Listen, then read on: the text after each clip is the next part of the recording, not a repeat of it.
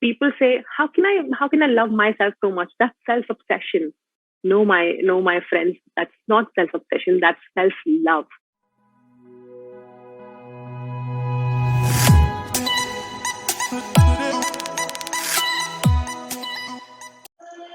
Over 50 million Indians suffer from depression, 38 million from anxiety, and 15 million from bipolar disorder. WHO, in one of its reports, reported India as the most depressed country in the world. And this propelled us to come up with our next podcast about mental health issues. We have with us Ms. Rohini Manchanda, who is mental health activist, corporate trainer, and a realist. She's the founder of Mental Peace First. She's the winner of Real Superwoman Award 2020 for the efforts in mental health during COVID-19 pandemic. Thank you for joining us today, ma'am. Thank you so much. Thank you so much for having me over. It's lovely to be here. From starting with, ma'am, recently we had a survey about mental health only, and one of our respondent claimed, which happens with happens with us also many times. Like he said, and I quote, that I have started feeling that my life has no purpose or direction to fulfill. I tend to overthink a lot about the same, and it comes and goes every day. And this demotivates me, and I feel dull mentally. And ma'am, this happens with every one of us at some point of a time. How to deal with this kind of an overwhelming situation? It's absolutely a thing which is very, very common, that especially our youth, and especially it can happen to anyone, that that we feel that lack of purpose is there, that we do not have any purpose to live.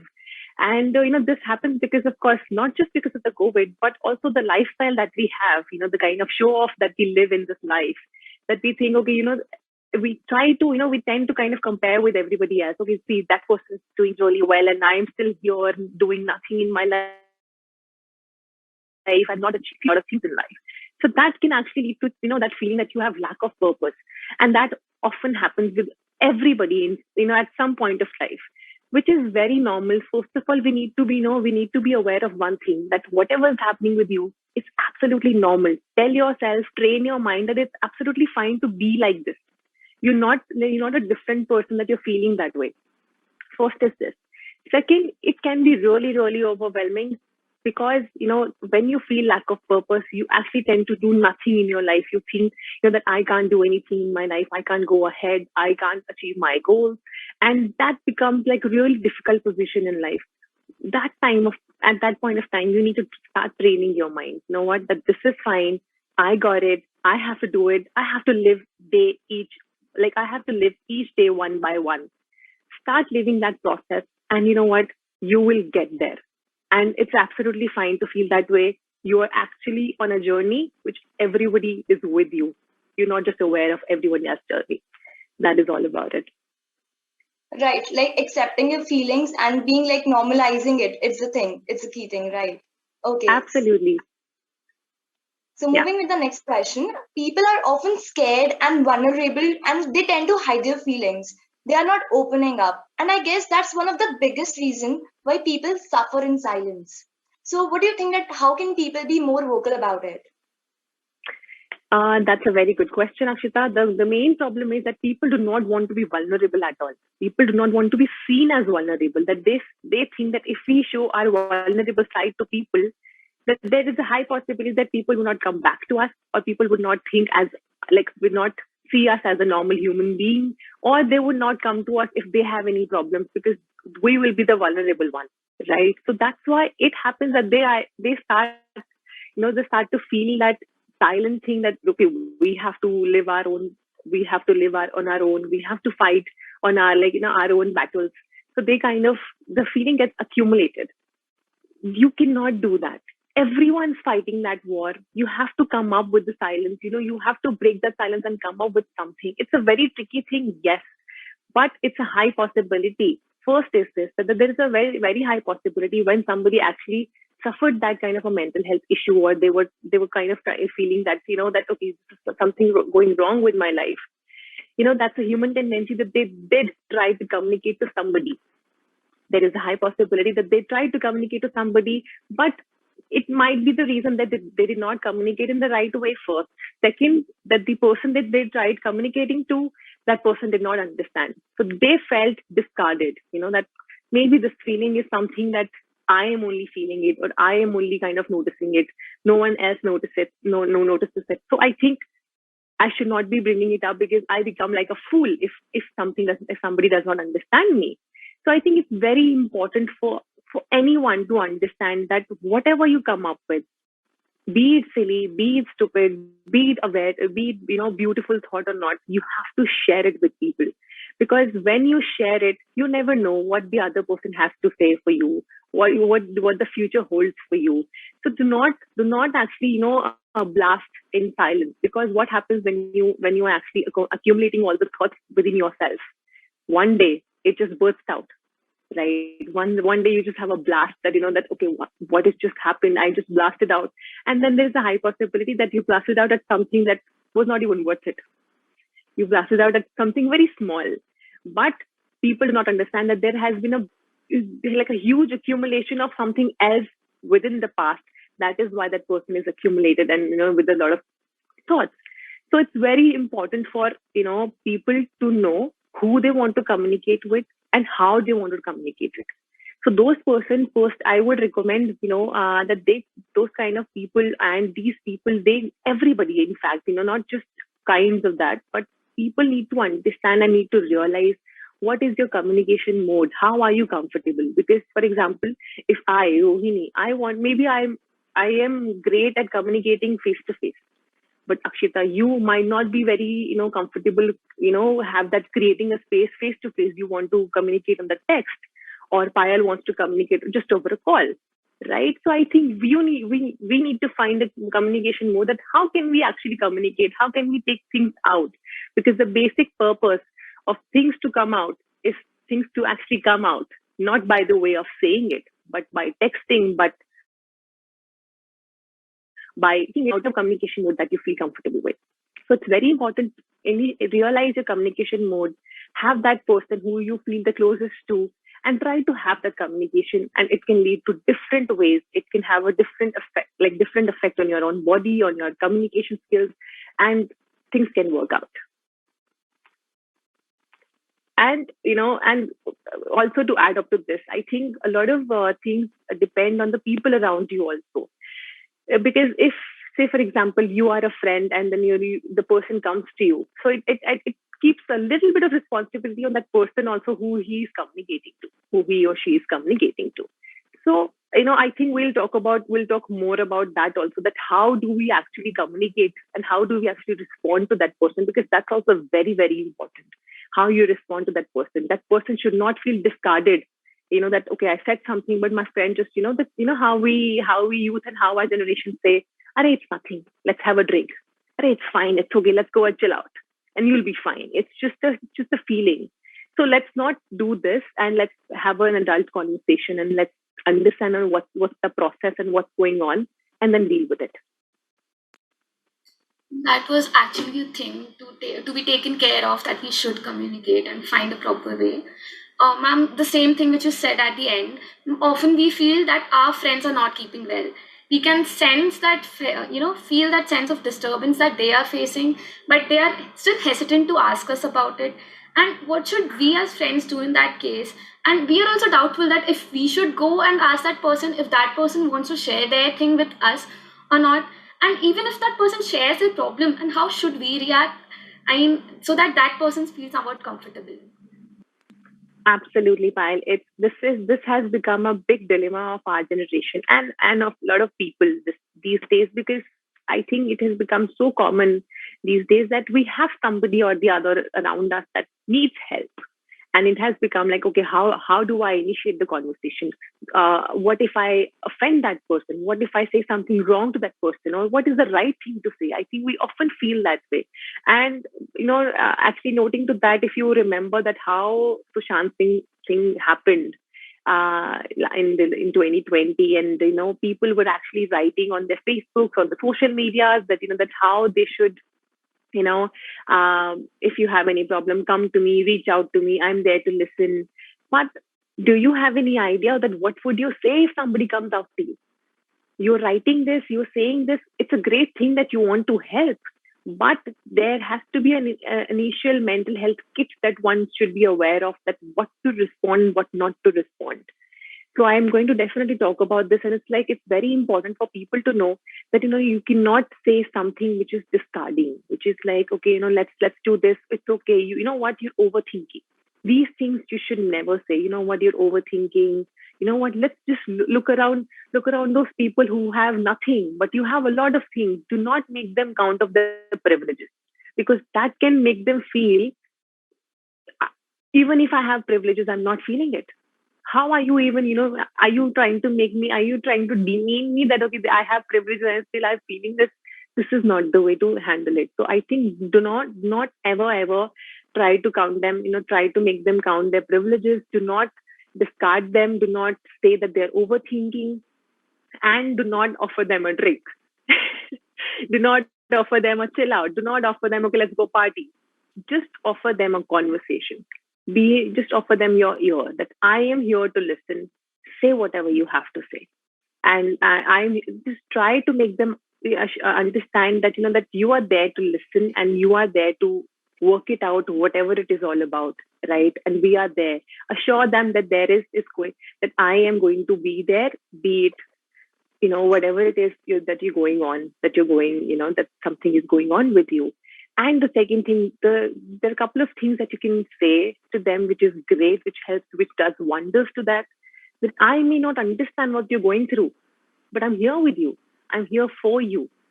That actually it gives them a sense of, a surety. Okay, yeah, that person understands what I'm going through, right? Even if that person is not understanding, he wants to listen. He wants to understand what I'm going through. That does wonders to that. So say this, that I may not understand that what you're going through, but I'm here for you.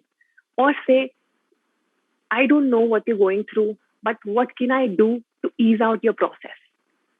What can I do to be there?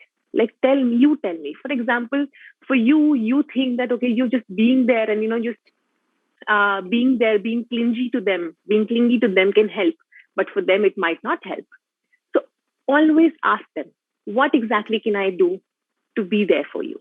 That can help you process of healing, that can help you, heal, that can help you in coming out of everything. So ask these kind of questions and be an active listener. That's the only guidance that we have. Also, if none of this works, and you think that person actually needs help and needs professional help, make them understand, and then try to talk them in a way using examples. I have heard about this mental health issues, and then that person was suffering this kind of a thing, and you're using examples, and you can talk to a professional that might help you, because that person himself or herself might not be aware of mental health issues at all. There might be a big possibility that they are not aware of mental health issues and mental health counselors and professionals that they have. And sometimes it can be that they are aware of it, but they are not. They're really, really scared of going forward to it, because of course the family thing, right? So I think it's very important, and how you can actually talk about mental health professionals to them. You can hand it out like a book to them. How about you try reading that book? This will help you, soothe out if somebody likes to read, or if somebody doesn't like to read, you can just, probably forward them a motivated video, like, that this would probably motivate you, and this would probably, kind of make you feel alive, and this would make you feel that go to a professional. So do all of these things, and you will be feeling that feeling of content. You will also have that content feeling that at the end of the day, when you go to sleep, you'll be like, I helped a person, and I tried to understand, because that can be overwhelming as well. True, ma'am. And also moving forward with what you said, the family thing, mental health might be a difficult topic to talk about with your parents. How to approach to parents to let them know that you need a therapy. Also, at the same time, that sharing your problems with your parents might end up spreading a word in the whole family. So, how to deal with such situations? It actually has become a really, really big problem. Akshita, I must say that that people think. Okay, I'll tell you. I'll start by saying that, okay, during COVID times, I did more than 2,000 counseling. But imagine that 80% of them did not tell their families that they were into this. And that's how I got into outreach programs. And I was like, you know what, counseling is not the issue. The issue is to create an awareness, because people are not able to tell their families that this is going on, and they have to hide it. And imagine having a problem and having to hide it from your family, which is even worse. So of course, this actually has become a big issue, and I think you know how you should deal with it, because you know in a world that we live in, where we are living like a show off, and in a country, especially in a country like India, where mental health has been a taboo, and it's just been recent that we started to talk about it. Otherwise, in earlier days, no one never discussed mental health. They thought it's nothing, and I think it became also like that because earlier days we did not have any problems like that. People Right. say like, you know, your parents generation, our parents generation will say like that. Okay, you know, in our days people did not have any problems. People did have these problems, but they did not know what the name of it was. They had these problems. It's not like it started right now. It's not like that. It has been going on from for a very very long time. But people did not know. They were not like you know, awareness was not there amongst people that what exactly is going on.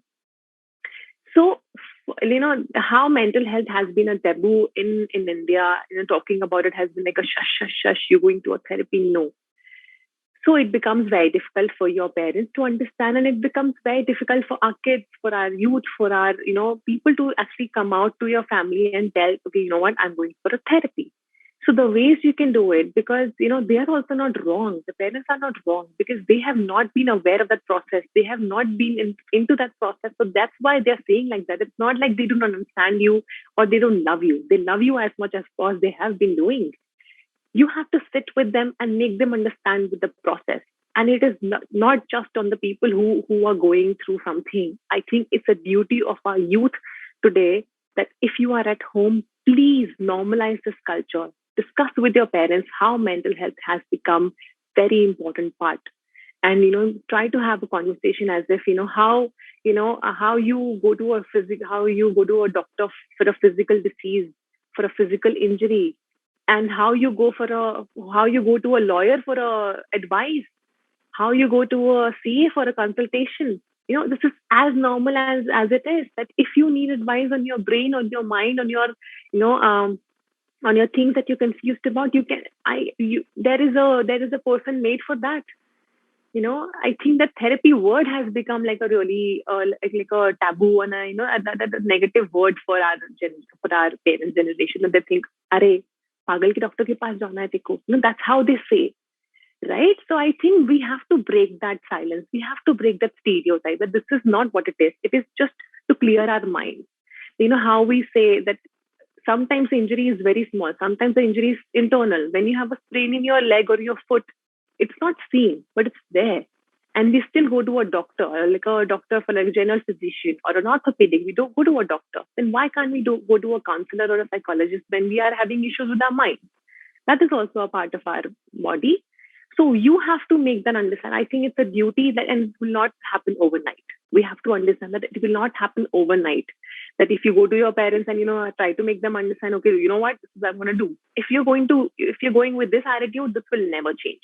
Let me tell you, this will never change, because they will not understand. They will only say that my kid has become violent, or my become has become aggressive, or disobedient. So I think it's very important for kids, for our youth, for everybody to have that conversation, to normalize this culture. To talk about your mental health problems, to talk about general mental health problems with your family, with your peers, because there might be a possibility that you are aware of that mental health problem, but your friends are not. So when you go out the next time, have these conversations that how it's important. I hope that answers that how they should go about it as well. Yeah. That is true, ma'am. The change should start with us. We should firstly tell our parents.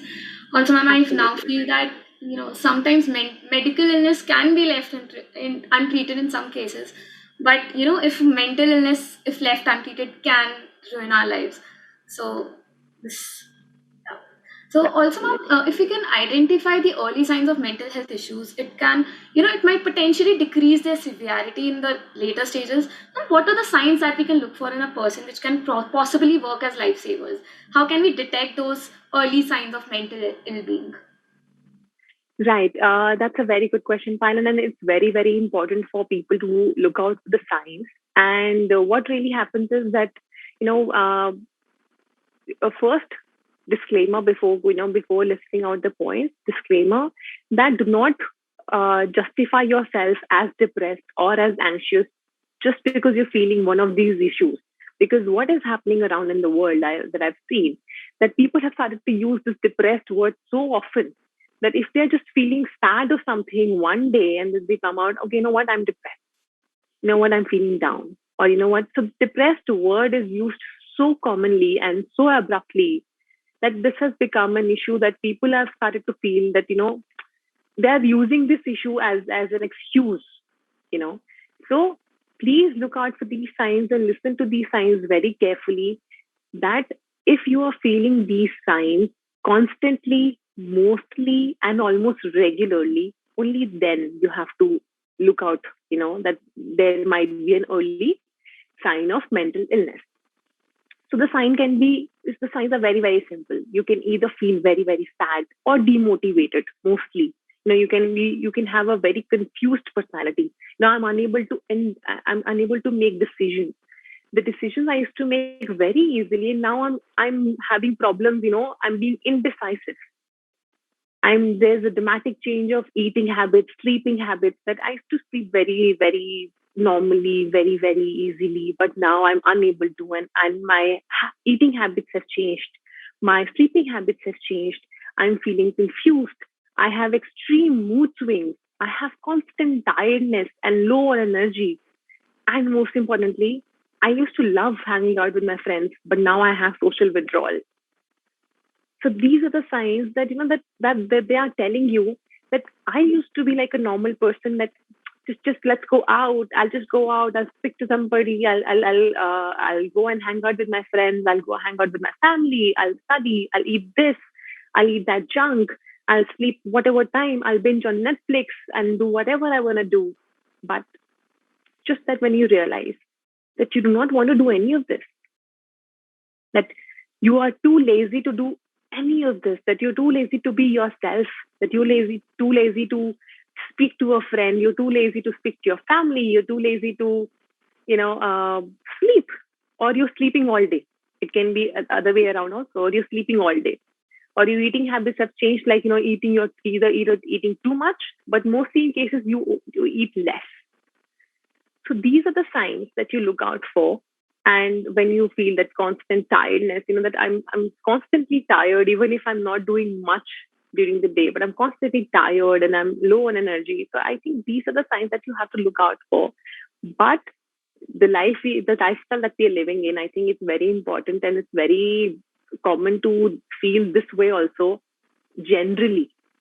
So if it happens mostly, then realize. And the first thing I would say, I would also suggest one thing. I would not suggest for anyone, if you feel this thing, just go to a counselor straight away. No. Sit with yourself, talk with yourself, realize what is going on. Because a counselor is also going to help you. You talk. You're going to talk there. You're going to tell them what is going on. So why not discuss it with yourself first? That what exactly is going on? What is the problem that I'm having, that I'm facing? That is there something wrong just recently happened?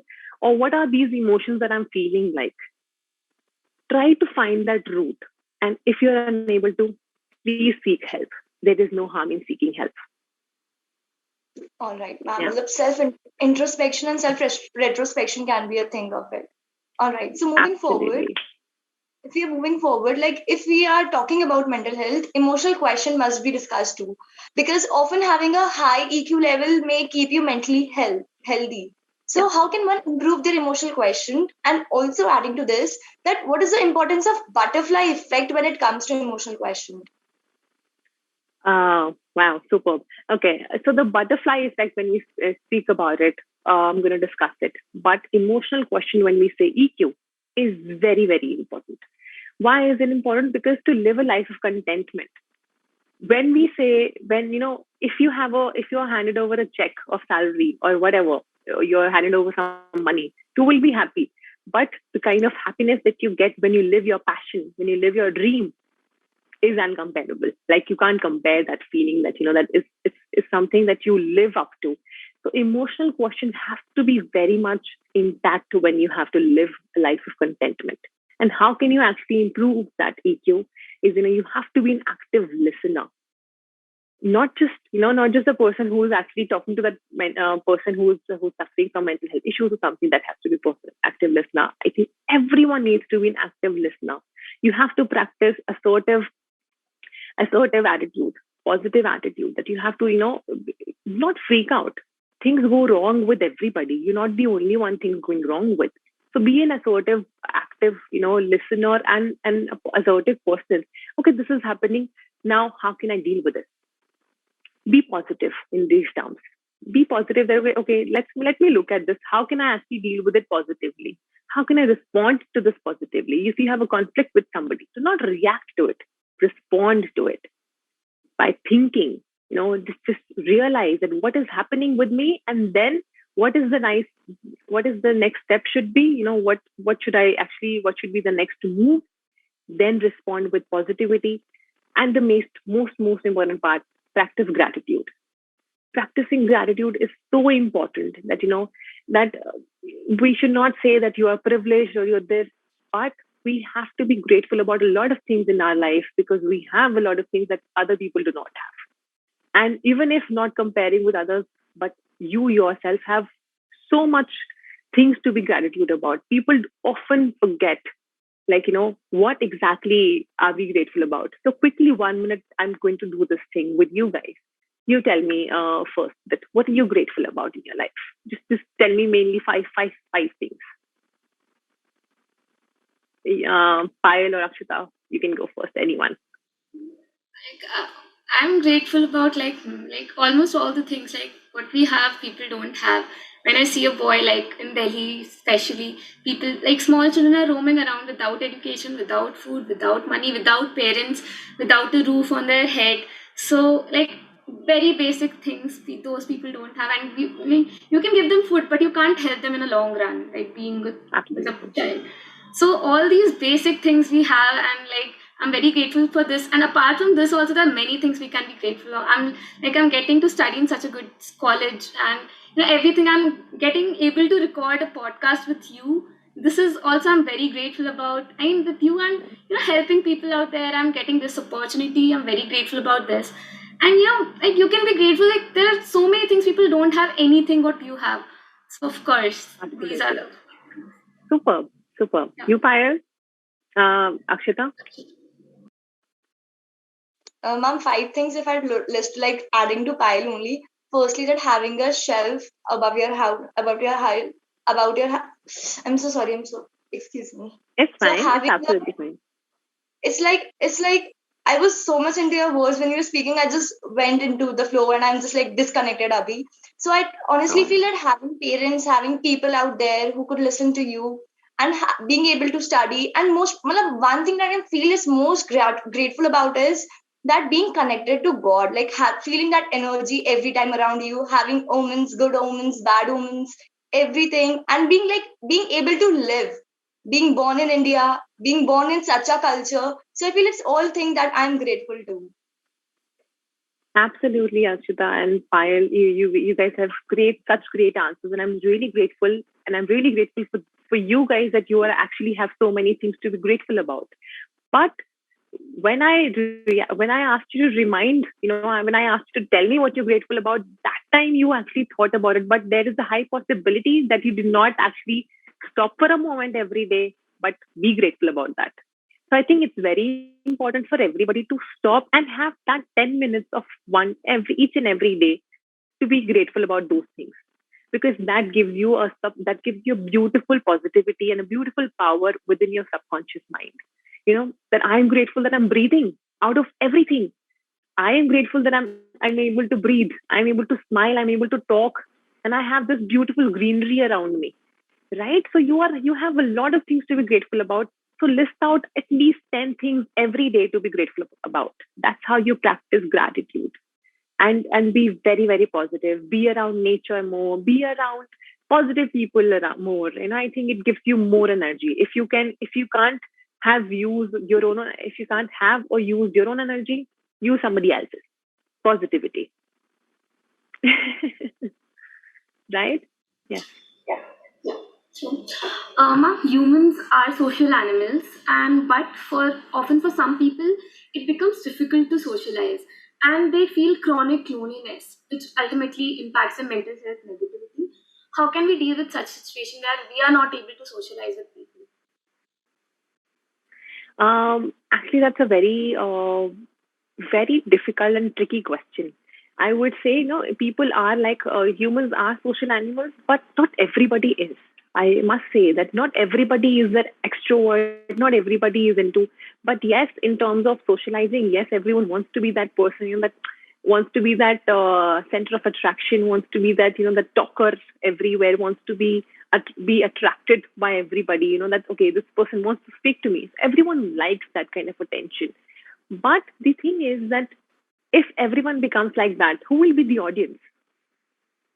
Right. So I think we have to understand that that pattern is going to work like that, that only some people can be a cute extrovert. And what happens is then that we actually compare ourselves to a cute extrovert. For example, I'll probably quote my own example in my life. So I have been a complete extrovert all my life, like, talking and all, be charming all the time. And then and also, communication has always been my forte. So I think I always got my ways around in my life. But and sometimes where you are in an uncomfortable position and you're unable to find that, what, now I'm unable to talk. Now I can't make my way. How is that happening? Why is it happening? Have I lost my charm or what? Have I lost my communication skills or what? So that thing can actually come to me and can actually come to extroverts, let alone introverts. That way you have to, you have to understand, and people have to train their minds that you cannot have it all. One cannot have it all at all times. So just live your life, and just enjoy what you have. Enjoy whatever attraction, whatever interaction that you're actually getting. So, and if you're not feeling that attention at one point, you might get a lot of attention the second point. So it's just keep hoping for the positivity, and keep hoping for that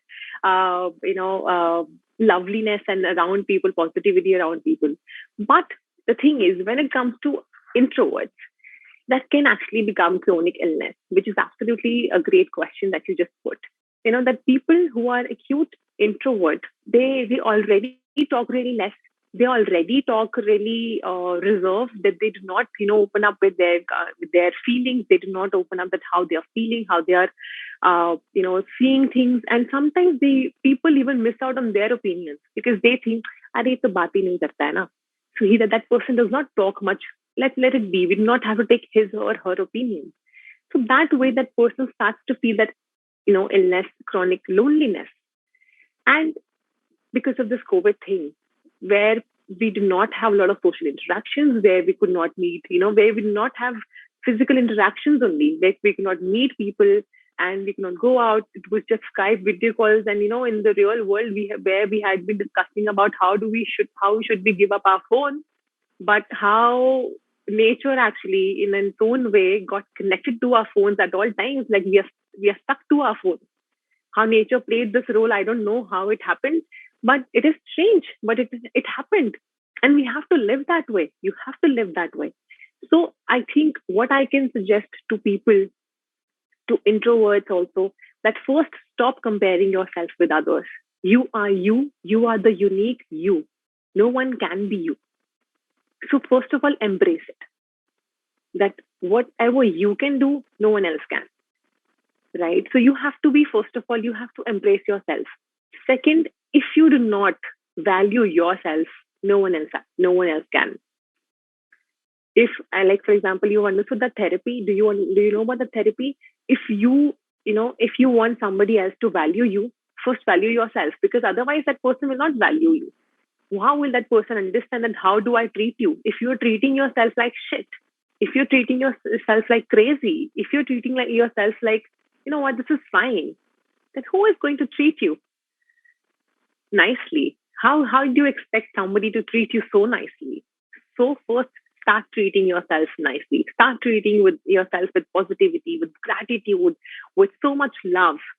And people say, how can I love myself so much? That's self obsession. No, my friends, that's not self obsession. That's self love. There's a huge difference between self love and self obsession. Self love is the main key to self heal. How nature has its own way to heal itself. When even if this world, we people are kind of actually creating a mess for this nature, but still the nature heals itself. The person has that power, has that ability to heal itself also. You just need to give yourself that time, that love. So it's very important for those things. Just don't compare yourself.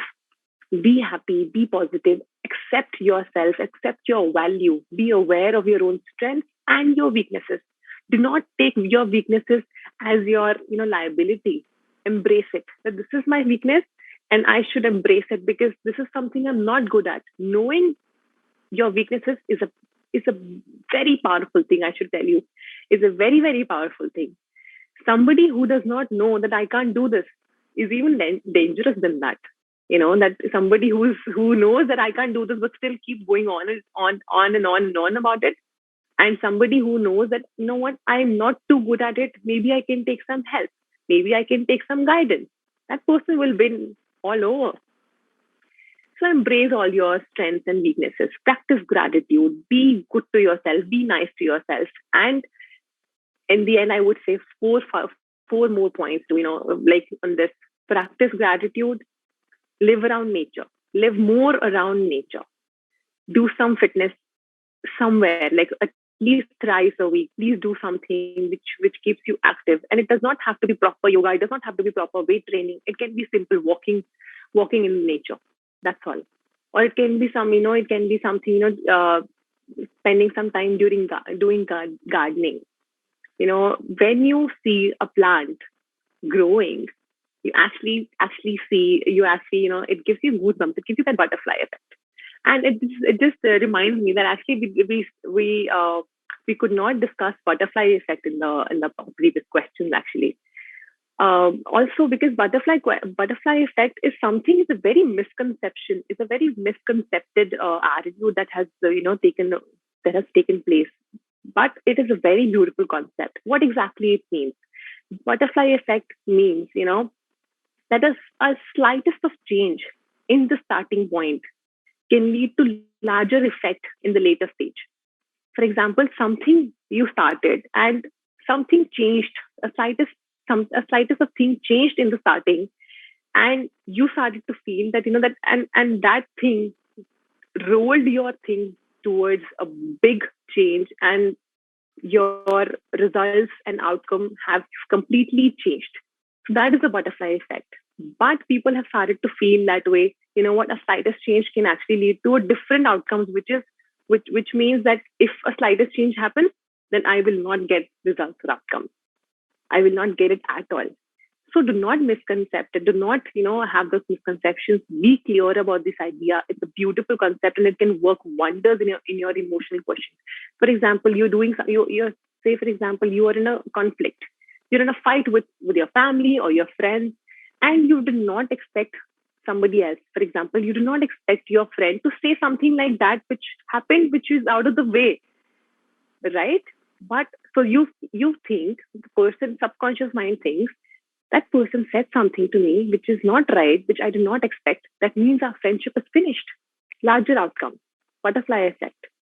Because he said one thing to me, that means the outcome is what? The friendship is finished because I did not know this person. How can he do this to me? What is going on? So these are the larger effects. But use it that way.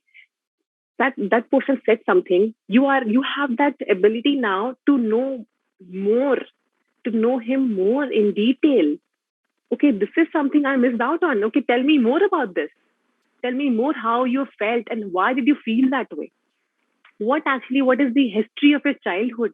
What is the history of your past that made you feel, that made you say like that? And it can become to a larger outcome. You can become best friends forever because you know him even more, right? So that's how I think it's very important to take an outlook, to have a positive outlook for everything. So use your butterfly effect almost in everything, even in your work. Mostly companies and big organizations use this butterfly effect in their work culture because I think it leads to larger changes in their results and outcomes. So use it wisely in your life, and you'll end up living a life of contentment and positivity. So yeah. Yes, ma'am, that was very enlightening and a very positive answer. Kind of like I feel that positivity right now in you to embrace yourself and all of that stuff. Now, one last question, which I made up right now. Overthinking is a very common problem. Like today, every other person says that I do overthink a lot, and that ends up creating a mess in our mind. That end up, same cycle again. So, how to stop overthinking? I That is the question which I hear almost all the time. And let me break it to you. It's not like that I don't overthink. It's everybody. Because life is such, lifestyle is such that we have so many things going on and going around us that we tend to feel that, okay, I have to think about this, I have to think about that, I have to think about this. That's where purpose comes. If you have the right purpose in your life, you'll always go towards. You have to just train your mind to lead to your purpose. That's all. Say, for example, overthinking. You are laying in bed. You're laying in bed and you're overthinking. There are thousands of things going on. There are thousands of things running in your mind. That very moment, just train your mind in these terms. What's important? What is the most important thing that matters to me, and that will change my entire day tomorrow and my life coming towards, in the future. What is the most important thing? And when you think, when you bring this thought into your overthinking part, you will realize that the thousand thought thina that has already narrowed down to 500 thoughts now, right? Because it's related to purpose. Because otherwise, you're thinking about your everyday, like, okay, my neighbor said something to me, my friend said something to me, and how can he do this? How could he say that to me? Oh, I have an assignment to fill in. Oh, I have this to do. Like there are thousands of things running around. Oh my God, my friends are traveling so much, and I'm here sitting in bed and thinking of my assignments. And I see my friends, and social media has become a big problem for this whole overthinking because we are showing everything great about our lives on social media. We do not show us crying on social media. But the major part is that when we post something on social media, and I feel really, really sad about this youth, the upcoming generation are looking for validation. Whenever they post something, they wait for the likes and comments to come. And they have this expectations to go, to have 1,000 likes, to have 2,000 likes, and to have as many followers as they can have. That validation is actually creating a lot of toll on our mental health because it's like, aren't we liked that much? My friend got this many likes. My friend got this many comments. My friend got, my friend's video got really viral, but mine is not doing so great. Like, friend, you have so much to live. You have so much to see in the world, and you're taking care and you're actually worrying about the comment and the like and the post that you just posted. Don't do that. Do not look out for validation. If you like it, great. Post it. I'm not saying do not post it or do not be on social media. I also love to do it. Please go ahead with it, but do not seek validation out of anyone. That's one thing. Okay. And overthinking, you have to train your mind. When we say that out of thousands things, you narrow down to 500 when you actually think of your purpose, right? You've come to 500 thoughts now. And then think, to live my purpose, to walk towards my purpose, what is more important? What is something that I have to do in the near future? Think about that. That some things are going to be which are which are forced in future which I cannot control, but some things are in my control. What's in my control? And you will end up having only 9 to 10 thoughts max. when you know that what things are in my control. So train your mind in that sense that whatever I'm thinking, it's not even in my control.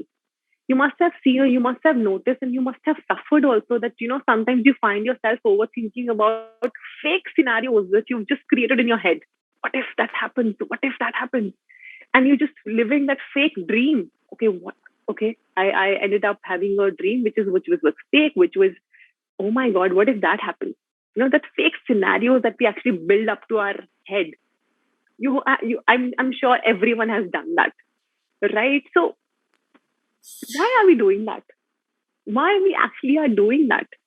So train your mind that this is just my mind. This is just my empty mind who's looking out for something. Give it something. That is a sign that your mind is asking you for food. Give me knowledge. That is the time you have to go travel. That is the time you have to read a book. That is the time you have to start cooking. That is the time you have to start planting a tree or something. Give your mind some positivity. Give your mind that food which is required. And that fake scenarios will not come because you will not have that time to think about it. True, ma'am. Keep yourself busy is mostly this is the only thing our parents say all the time to us. So yes, ma'am. But I'm so sorry. Payal, I have to add to that. Our parents keep telling us that as to how to keep yourself busy, and then you will not have those thoughts and everything. Keeping yourself busy at all times is not the answer also. Like, for example, if you're keeping yourself busy, reading a book is not keeping yourself busy. Planting a tree is not keeping yourself busy. It's actually self-evaluation. It's actually creating that positivity in your mind. So you have to do that. And irrespective of the fact you're doing those things or not, you should keep that half an hour or 10 minutes. Because when I say half an hour, I know that no one's going to do that. That's why I only say start with 10 minutes. 10 minutes every day, have that evaluation with yourself. Do nothing and sit with yourself, lay in bed or whatever comfortable position that you find in, what we call in meditation.